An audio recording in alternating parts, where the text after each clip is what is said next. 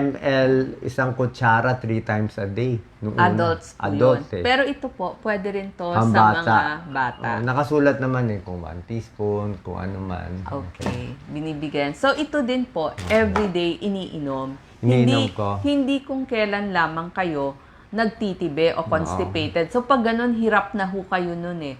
So, para hindi na tayo dumating sa sobrang tigas na pagdumi, maganda na piprevent natin. So, ang prevention para sa constipation, ito pong lahat na sinabi natin. At syempre, Hindi lang to constipation Feeling ko malaki natanggal yung cancer ko dito Kasi nga yung bukol kong cancer na malaki na nandito siya, naiipit niya yung bituka ko Malaki siya, di ba? 16, 13 centimeter. Naipit niya yung bituka ko, hindi makagalaw. Kaya lahat ng dumi ko naiimbak.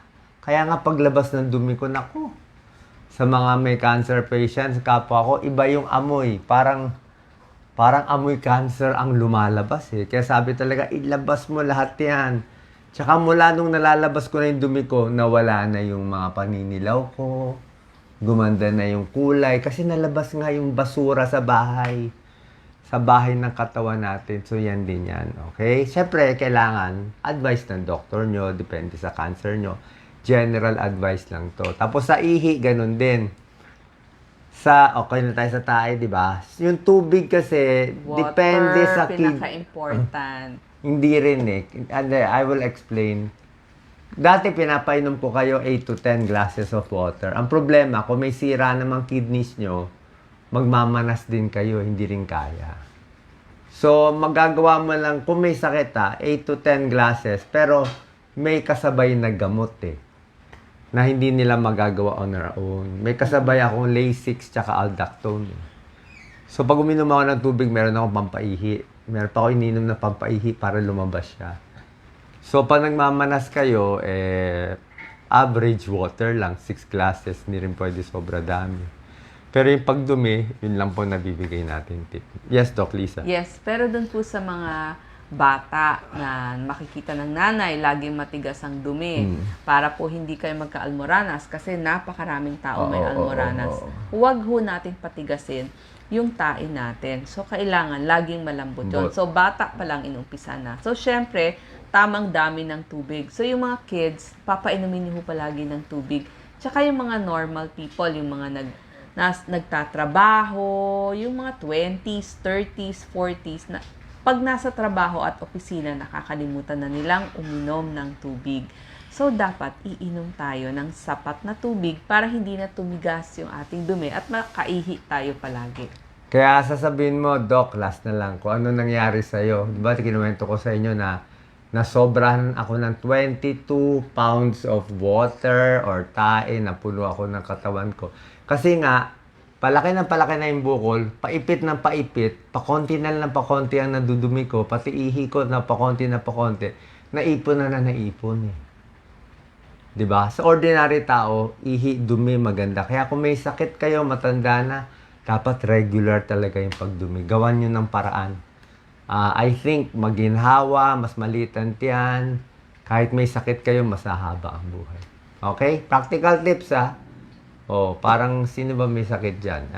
Yes, kasama fatty liver kasi may nagtanong. Oo, kasama Ito fatty din liver. ang diet ng fatty liver. Pang may jaundice, pag ganyan, wala nang masama, dumi to So, kailangan gawin nyo regular na mas malambot. Huwag naman nagtatae. Siguro once or twice a day maganda para at least malinis. Tapos, minsan nagpo-potassium tablet ako kasi baka bumagsak ang potassium kakadumi, kakaihi din diba? Ayaw natin low potassium.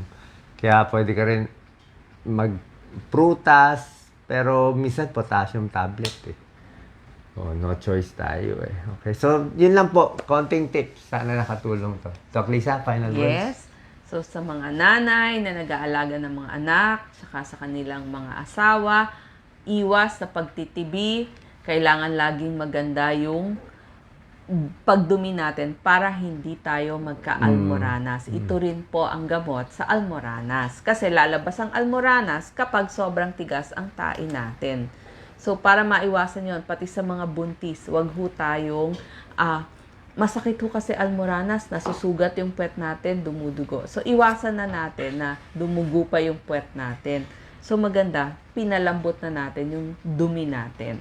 Tsaka sa pagdumi, may technique ako, yung dahan-dahan lang yung labas. Huwag yung matigas na matigas, ipipilit mo na isang bagsak. Huwag niyo subukan gano'n, kaya matigas siya. Yung pipilit mo, i-ire, bahala na anong mangyari, mawawarak eh.